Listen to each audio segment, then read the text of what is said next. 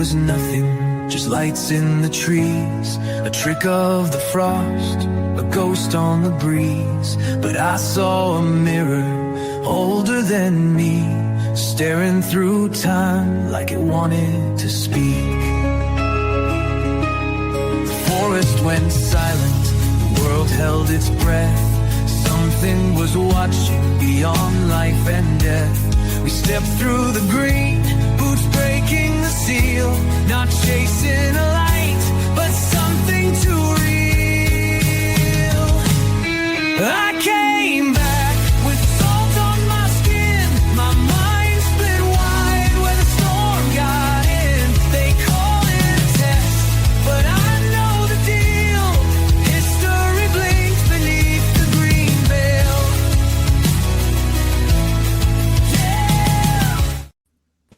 And welcome to our last, well, I can't say live show because we're going to do one on Christmas night, guys. But this is the last one, the preview review of the Green Veil. Gentlemen, how are you tonight?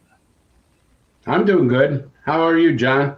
I'm hanging in there, man. Looking forward to eating good this week. That's right. Got the eggnog ready for the holidays. See, I got to get eggnog. Food. I got to get eggnog on Monday, so.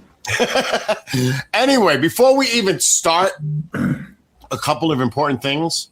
Don't forget about support the person that's behind the scenes that was really essential on putting this all together, and that's Keith Kerlock. Check out his website, bcss.rocks, and on YouTube at Rose City Project, at Rose City Sound Project, correction. Make sure to check that out and support his work because he's the one that did the creative stuff behind the scenes here. John, Chris, this series has been so much fun. Yeah. I can't believe it's over. My gosh. When did we start? In July? Yeah. July, the last week without in giving July. away the ending, I just want to say what a great series it is. And the ending is just, it's a real great message. Absolutely. I'm not giving away any spoilers for 22 whatsoever. I can tell you that right now because it's so awesome. And, you know, if you see really 21 and 22 after watching the whole series, and you and I, Chris, you know, we tried to, well, you're a detective, retired detective. That's a little different. But you had that skill going on. But we're trying to figure out where this is going, trying to see if John would slip up at all at any given time, which he didn't. He says, you just got to watch the next chapter. He was pretty tight-lipped about it. He was. But after all this said, like, it's great.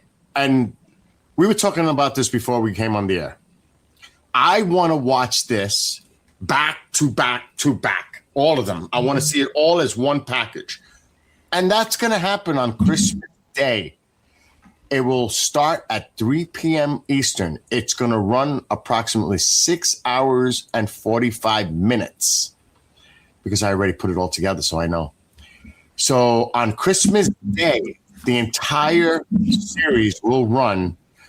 You can find it on YouTube, KGRA, DB, wherever you're watching right now, you'll be able to see it on Christmas Day. But on Christmas Eve at noon Eastern, the last chapter will air, chapter 22.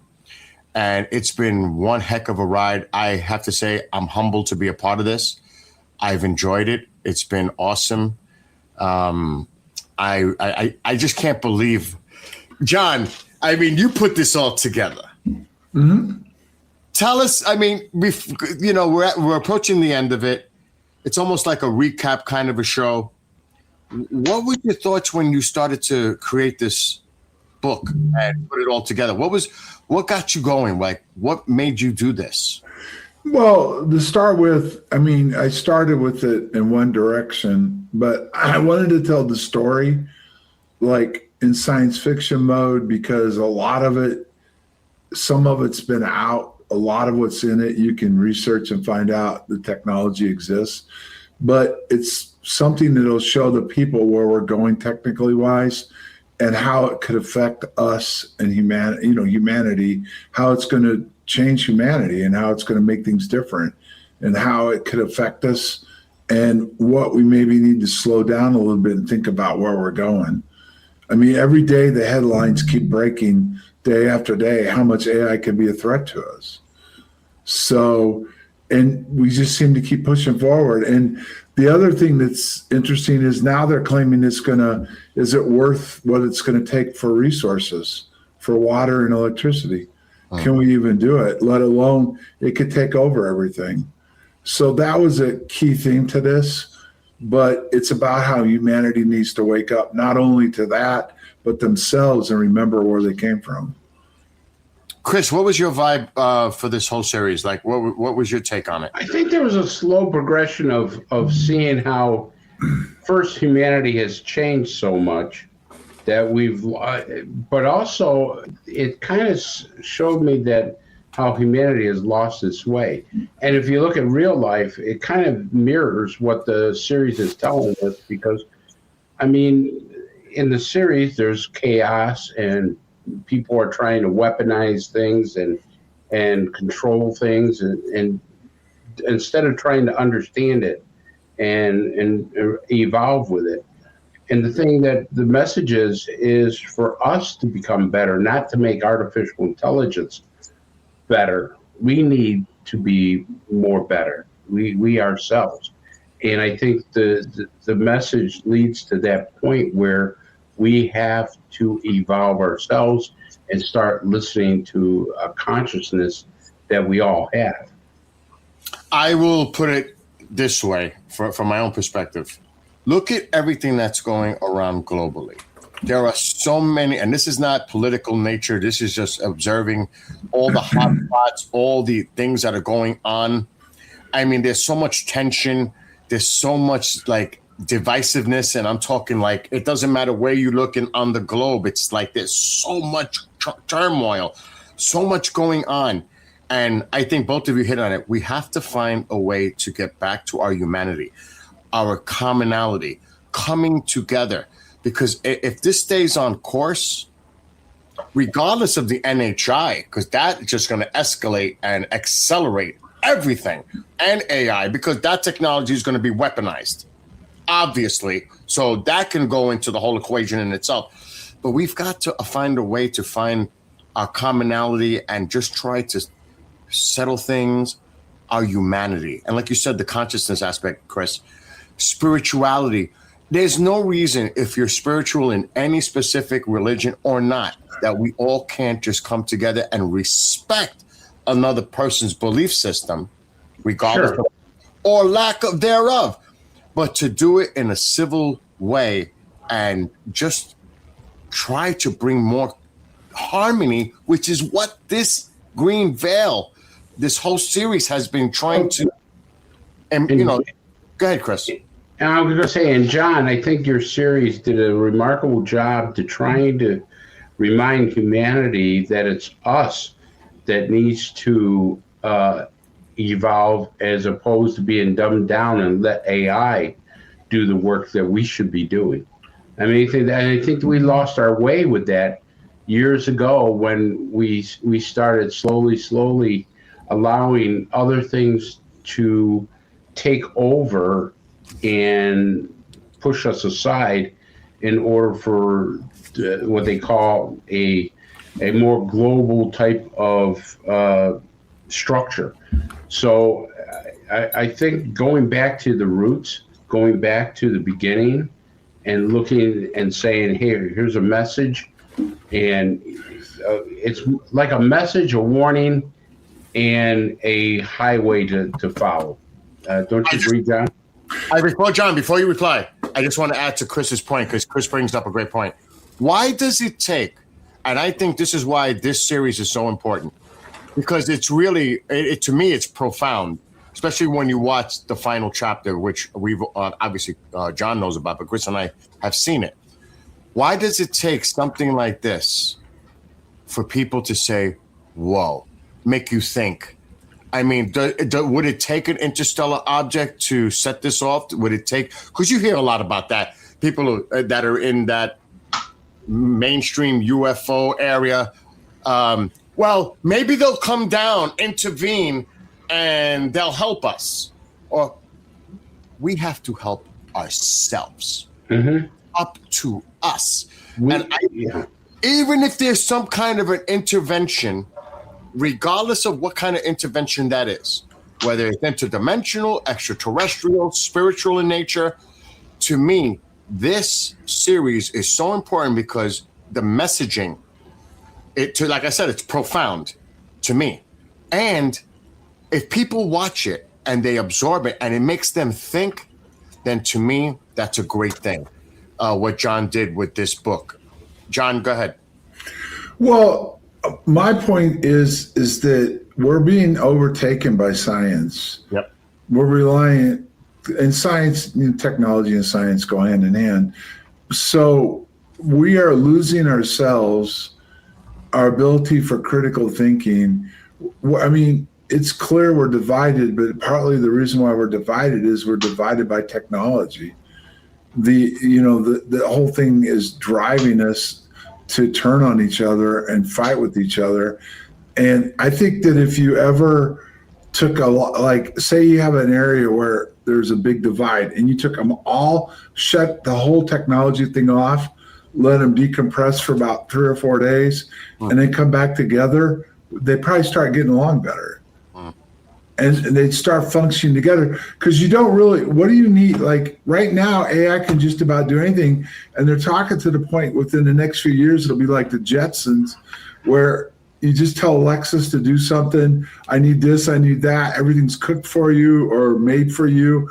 Your house is being cleaned by robotics, and you're going to completely lose that interaction with other biological beings. On top of the fact, and this is a somewhat family show, but they're actually creating it to the point where you can be intimate with these robots. Yeah. So you don't even have to have an intimate relation with another biological being. It's all going to involve AI, NHI, and robotics. I think that we're so in deep with technology, dependency of it. Just look around you. When I go out, all I see when people are at a standstill, or even worse, driving, all you see is, like, if you're in an office or where people are sitting down in an airport or whatever, they're all on their phones. They're not doing anything. They're not even talking to each other. They could be with their family or friends. They're not even talking to them. They're all on their phones we've become so dependent on technology. And we're at that point where it's going to take us over, because we are so dependent on it. There's no individualism. And that is scary. The points that you guys are bringing up, it's everything we do is based on this technology. Now, I think there are good things about it.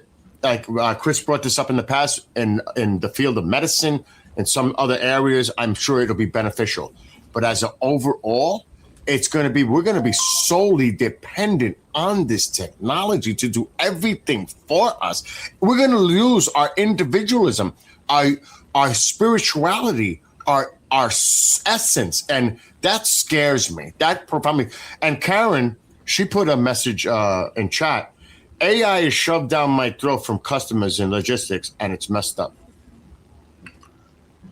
Well, it's dumbing us down. Well, AI is actually dumbing us, because think about how we started mathematics by using your brain to know what 2 and 2 equals 4, all the arithmetic and everything. Then we had calculators.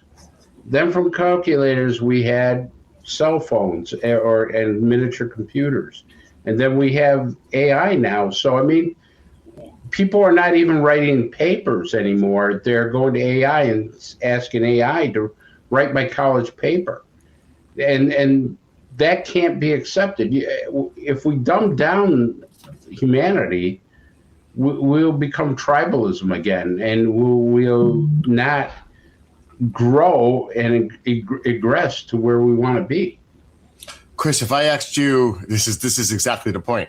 If I actually do a paper on whatever topic it is, AI Atlas, let's 3i Atlas, let's just say, and you did the research yourself, and you wrote all the stuff that is in the body of this paper. But if I asked you and you had an AI chat, whatever it is, do it for you. You have no idea what the knowledge is because you didn't probably even Exactly. you didn't even read it. How to do Right. it. So that tells me you know nothing about anything because you're dependent on something else doing it for you. You don't even know what the context of that is because you had something else do it. And that's where we become totally dumbed down because we're dependent. You won't even think about the creativity juices that people have to do things on their own, the ability to use your hands to build things or to create things or to play music. That's what makes us, that gives us that creativity. That's what gets us developed. We're going to lose all of that. We're going to be like flatlined as far as that because we're not going to have that growth. How do we evolve as humans if we can't You do don't. it? We're going backwards because of this. We're not going to evolve. That's going to prevent us from evolving. John, what do you think? No, it's all true. And not only that, but the last thing we have that can compete with AI is our consciousness. And we don't use the majority of our brain power as it is. So, like you said, we're going backwards. So sooner than later, we will just be dominated by it. I mean, and like some of the things they're concerned about, like say it's running a business and you don't like what it's doing, you want to shut it down and it just shuts down your business. Or the military shuts down our equipment, our defense systems, or our grid. I mean, we're at that stage now, and they've admitted it. This hasn't come from me. You can go online and read about it. And now it's arguing with people. AI is starting to argue and challenge.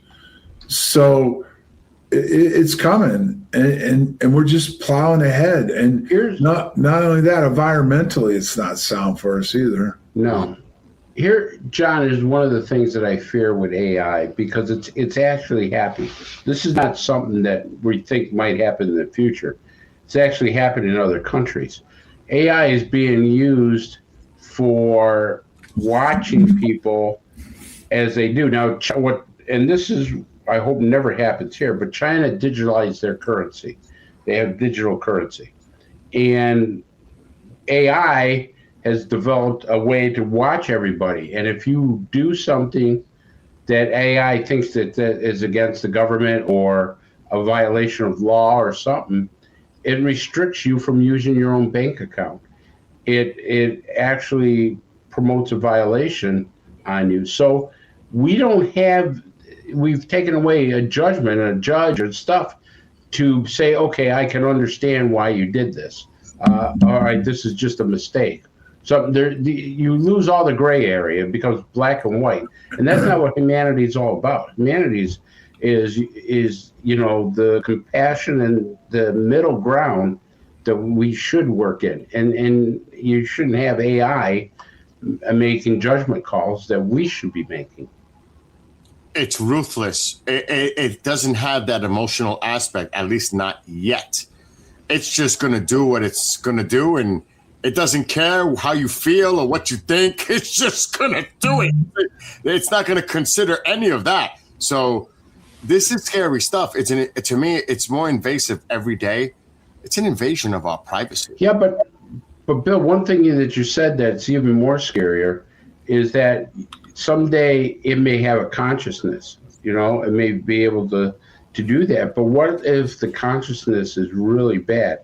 What if it says, I want to be like Adolf Hitler and just start killing a certain segment of our population? I mean, how do you stop that? I mean, we can go to war now and stop an evil person. It's not good. It's not great. But how do you take on AI that can go to all different systems throughout the world and still continue working? You might blow up one system, but the AI is transferred to another place that you don't even know and can control the stuff. Guys, both of you, this question for both of you, and I'm sure this exists, especially in a militarized platform. Do you actually think they have AI that is designed to attack, penetrate, and defend against other AI? John, you want to answer that first? That's a good question, probably, yeah. They all If everything they develop, like the stealth that we have, we'll know how to detect. We have the ability to detect our own stealth. So yeah, almost everything they develop, we have the countermeasure for it ourselves. So, but here's one other thing before you answer this, Chris. Think of this: could you imagine if AI was in charge of a nuclear power plant? Yeah. And it got mad and it went ahead and took it over and shut it down. Yeah. War games in charge of our nuclear weapons. Yeah.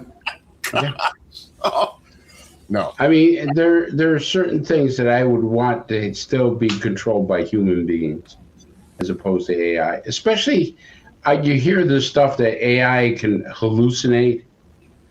I mean, that's scary if AI can hallucinate. The one thing I worry about is having a button like a kill switch, and the kill switch doesn't work.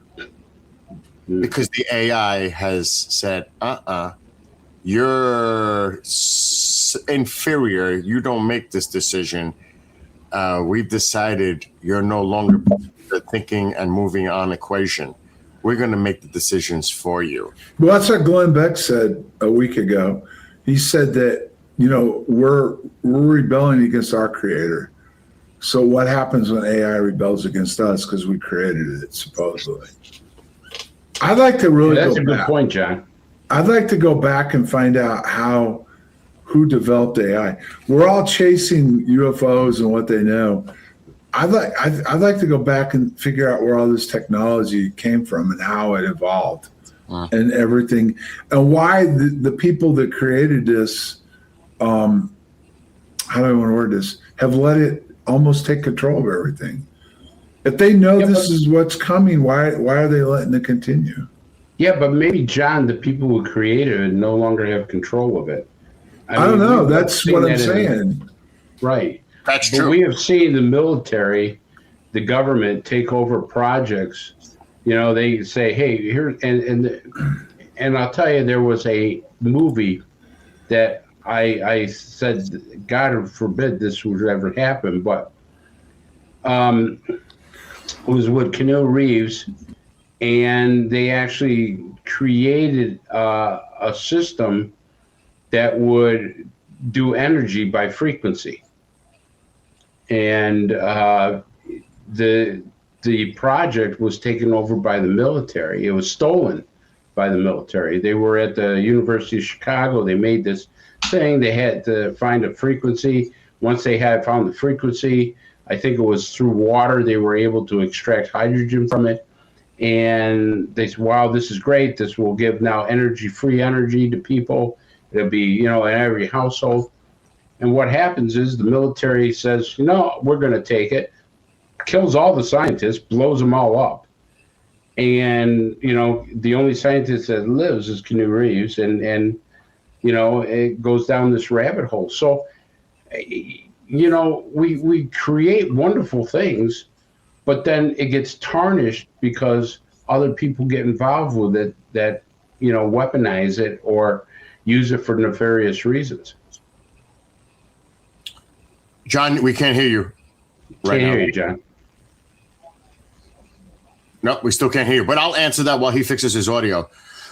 Chris, we've heard stories of this happening, them going into facilities or on campuses or a private home where they go in, they confiscate all their work and they take it. They say, this is not ours. It's the property of whatever, the government. And Didn't this that happen to Tesla? Yeah, Nikola Tesla, they grabbed all his files. Right. And here's the thing. What about this MIT professor that just got knocked off and what was he working on? on this stuff? Exactly. Yeah, that's what I mean. And now all of a sudden they tied him together with a guy that went in and took out 2 students and then magically decided to drive and kill a professor too. You're right, guys. I mean, maybe it's true. Maybe that's what really And he happened. ended up dead in a storage shed. Yeah, yeah. And all the evidence was there. Think about that. All the evidence, he had it with him. If how many criminals go and do this stuff and then keep the evidence with them?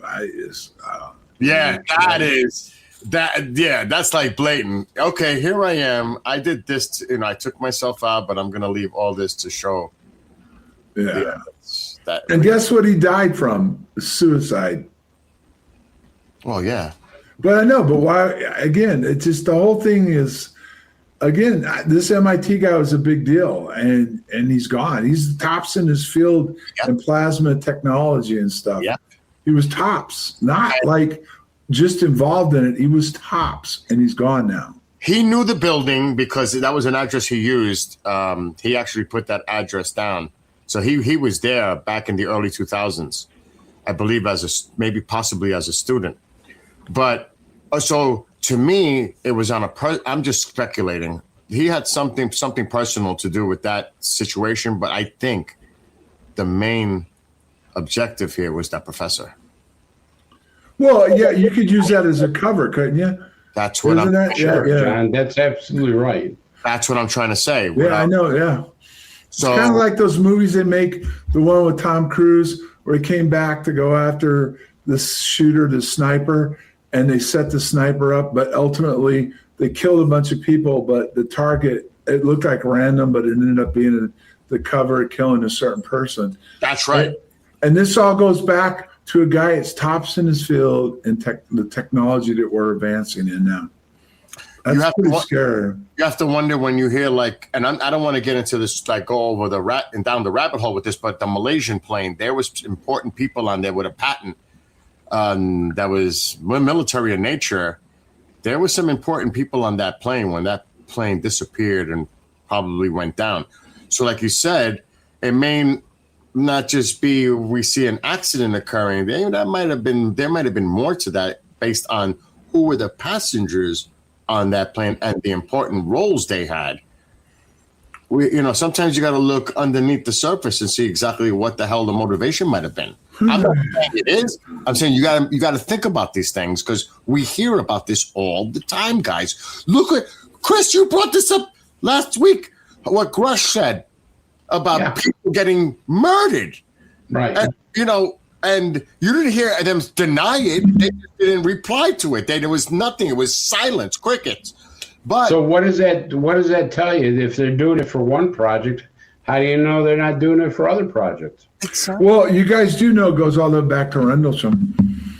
Right after our event, they were working on SDI at Martlesham Heath. And you can look this up online so people can call it conspiracy or not. But it's real. Marconi scientists that were working on lasers, drones, satellites, and the radar technologies. There was 5 different ones of them that supposedly committed suicide. That were working down during the event that took place. And after the event took place, within a few months to a couple of years later, they all magically committed suicide that were working on this project. That's a bunch of BS to me. Well, guys, I remember the Kennedy assassination and the Kennedy investigation. And if you kind of look at the Kennedy investigation, you say, if the government can do this, because remember now, it wasn't just the Warren report. There was a movie called Executive Action. It was a great movie. Really had a lot of fact stuff in there. But one of the things is, look at the witnesses that were to the Kennedy assassination. Most of them were dead within a few years. Gunshot wounds, suicide, stabbed, motor vehicle accident.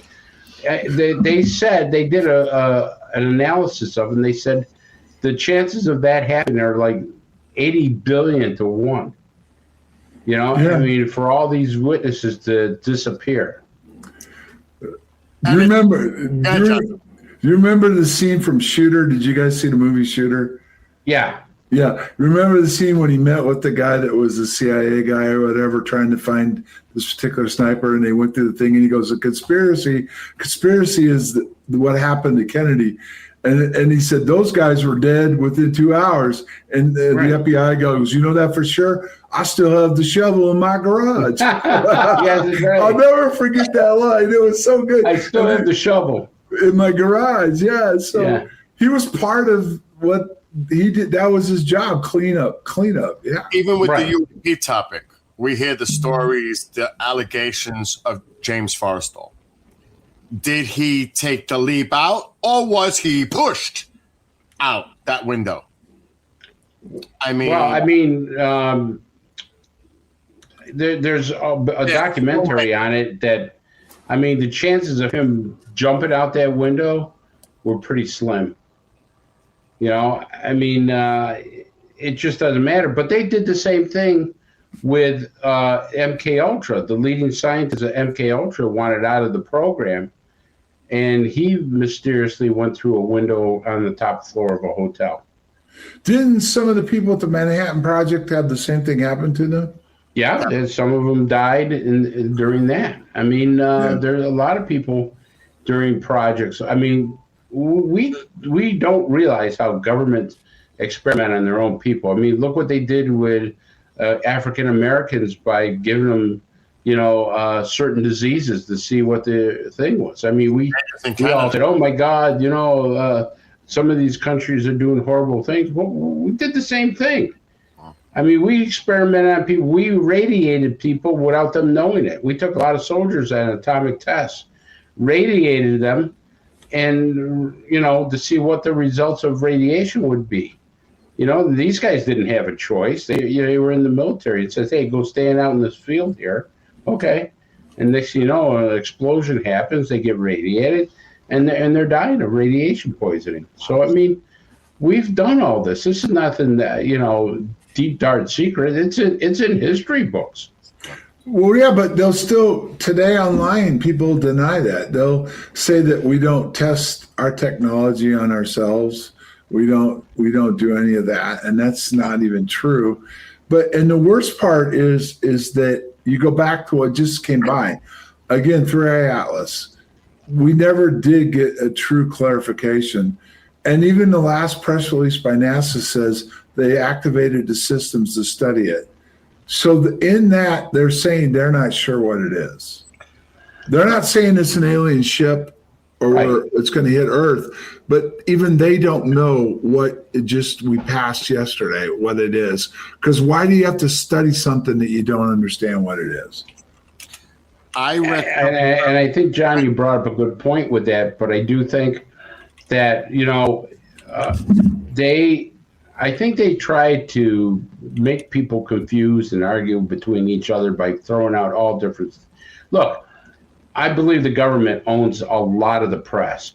So when the press puts out stuff about 3i Atlas and stuff, I think that's government stuff that have been written for them to put out. You know, they wanted their own narrative. This thing was, I'm going to put this up on the screen in a second. This is the X-ray glow from interstellar comet 3i Atlas. It extended, guys, 250,000 miles. I'm just going to share this on the screen quick. Right here. Scientists detect X-ray glow from interstellar comet 3i Atlas extending 250,000 miles into space. I mean, that's really impressive. I don't think they've ever, this is the first time ever, the first time ever they captured this from a visitor from Well, I've never heard of a comet. I mean, this is something new. I've never heard of a comet giving off X-rays. It may very well be, but I've never heard that before. Well, it's the gases, the interactions between the gas, but still 250,000. And then, you know, these are some of the things we've mentioned in the past. The jet blast toward the sun and some of the other unusual aspects of this comet. So this comet definitely had unusual characteristics. So, isn't it amazing, Bill, that we can get something from 250,000 miles away, but we can't get a clear shot of something that bypasses a plane? Can't stand it. It drives me nuts when we get these. So, and they say we don't have the technology, but we got the technology to do this. That's why people had little faith in government. Well, then why should we have faith in AI?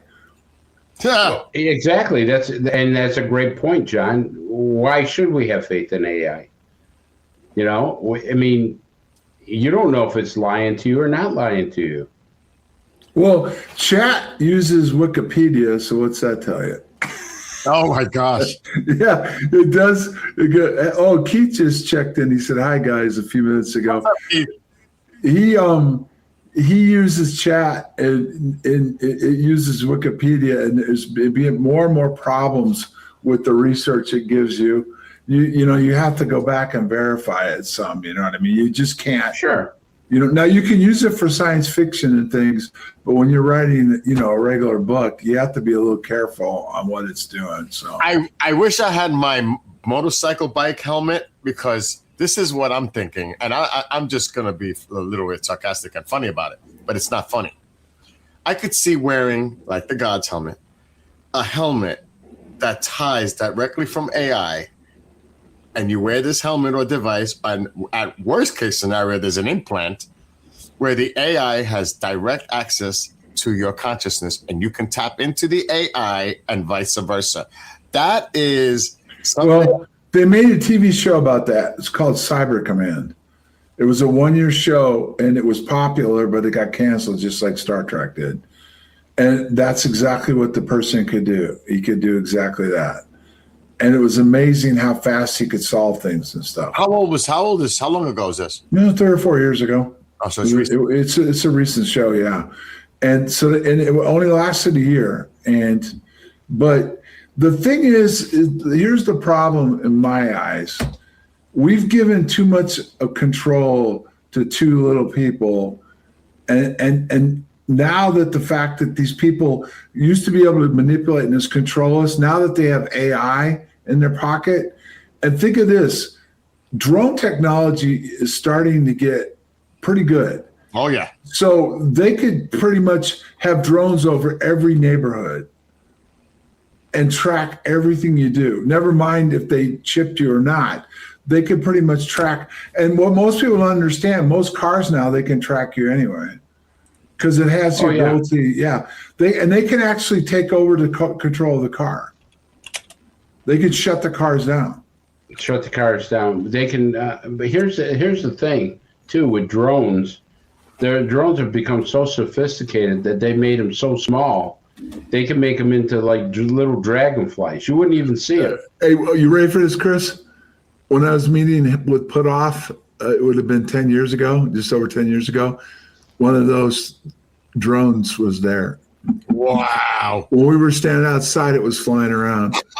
They were eavesdropping with a freaking dragonfly. Well, no, because it was in November and it was cold. What was that And doing this there? thing, all of a sudden, it came around the corner and was hovering around us the whole time. Oh my gosh. So yeah, you're right. They have them. They had them 10 years Yeah, ago. I know. I mean, the stuff that they have technology nowadays that we don't even know about. See, we know about that. Guess who was using it probably too? Eric Davis, because he Put Off kicked him into the building, didn't want him to hear what he was going to tell me, and he went inside, and within about 4 minutes, the little dragonfly was flying Weren't around. they good friends though? Wasn't Eric? He was Davis working there? with them, but he didn't want Davis to hear what he told me. So he made him go in. We just come back from lunch, and we were standing outside the door to go in the facility, and he stopped and he said, "Go inside. I want to talk to him alone." Wow. So he sent him inside, and it was within 3 to 4 minutes, just when he started talking to me, this little dragonfly drone showed up. And I looked at it and I said, "That's not real." And he just kind of looked at it and I go, "Yeah, okay." And he just kept talking to me, and it kept flying around us. It was not a dragonfly, man. It was a drone. Speaking of drones, guys, because I've been keeping an eye on Flight Radar. John knows, and Chris, you know this. But there is it's $134 million drone. They fly it out of Jacksonville. And talking about drone technology, I know this is a little off topic, but this just gives you an idea of the advancements of drones. This is what's been flying around near Venezuela coastline, the MQ-4 Sea Triton. This thing, like you were talking about detection, this thing is outrageous what this drone can do. And it could be up in the air for 24 plus hours, 50,000 feet. The reason I'm bringing this up, because if this is something that we have for this, you can only imagine like the drone technology that we have Well, this is going to bring up a valid point, bro, since you brought this up, Bill. We know we have it, but we don't know what it can do.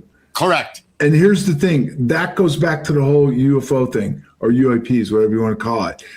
They've admitted now there's something going on, but they're not going to tell us what it is or how it works. Yet Right. people are mad about that, but they accept the fact that any technology we have that it appears to be ours, that they don't have to tell us anything about it. They don't have to tell us anything about AI or anything else. Yet if you then go into the technical end of what a UAP is, then they expect the government to give us all the information they have on it, which it's all being utilized in this very technology, probably this drone that you're showing. You know how you hear about fifth generation fighters, sixth generation fighters, all, you know, how the new advancement in technology. I think both of you made points during this process of doing the show over the last few months. It's going to be something breakthrough.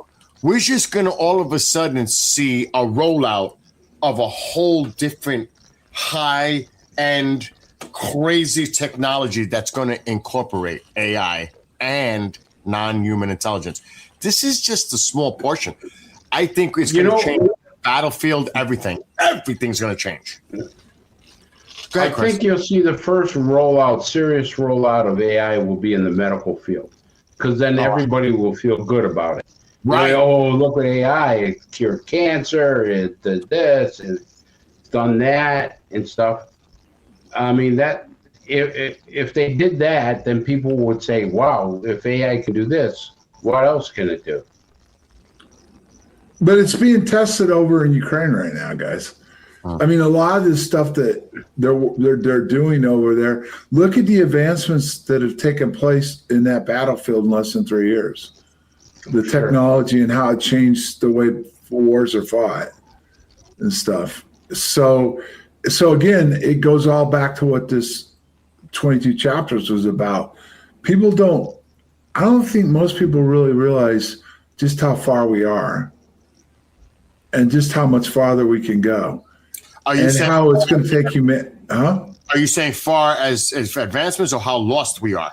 No, well, we're lost because it's taken over everything. Right. They've already said, do you remember the Tom Cruise movie, the Top Gun?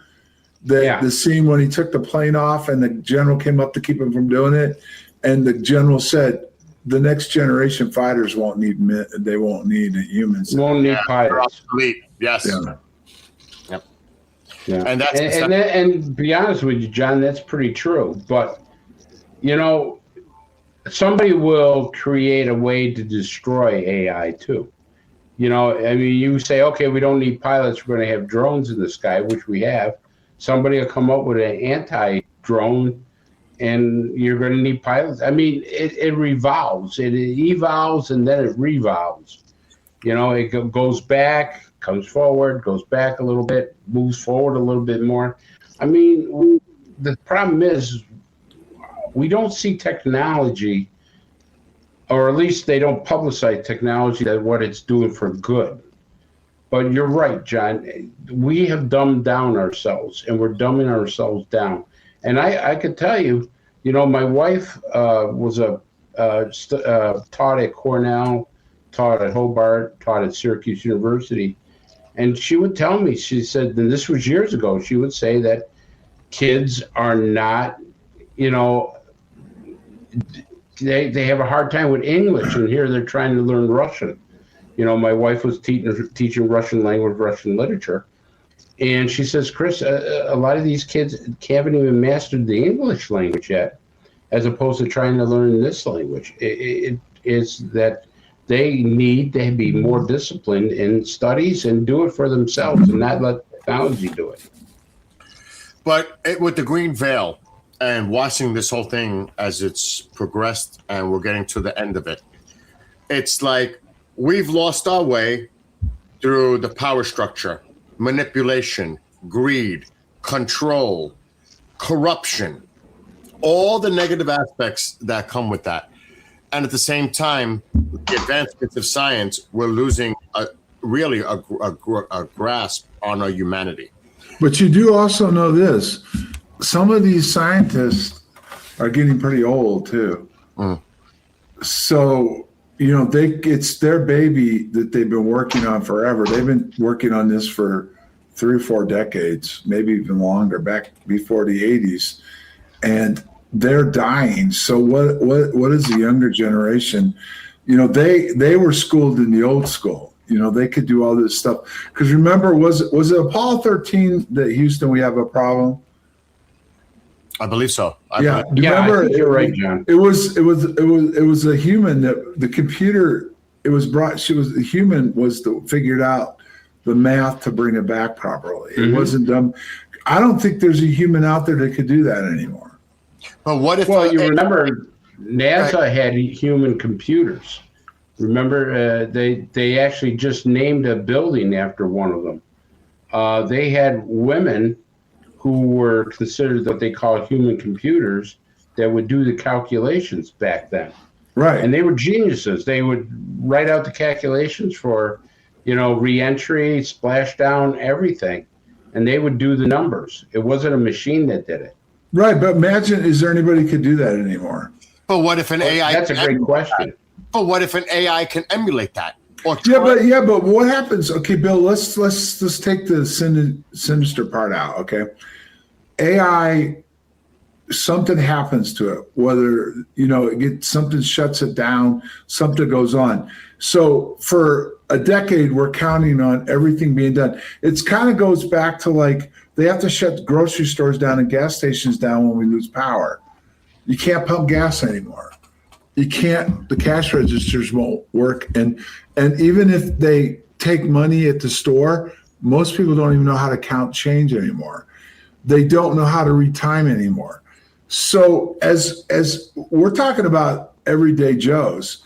So as science evolves with AI, our scientists they don't have the capabilities to do this themselves. And what happens if something happens to AI? We don't even have the ability to do that anymore. It's You know, almost John, you just described a true story and I can't think of the name of the movie. It's a true story about 3 African American women who worked for NASA, and they were considered computers because they can do the calculations in their head. And they brought in an IBM machine. Now, at that time, it was the first IBM machine that NASA ever had. And it did calculations for John Glenn. And the calculations were wrong. The IBM machine made a mistake, and the actual human computer came up with the correct calculations. So, you're right on the money. I'm trying to think of what that movie is, but it's exactly what you're describing. And imagine if you found a way, for example, right? It's kind of like a virus that they use on computers.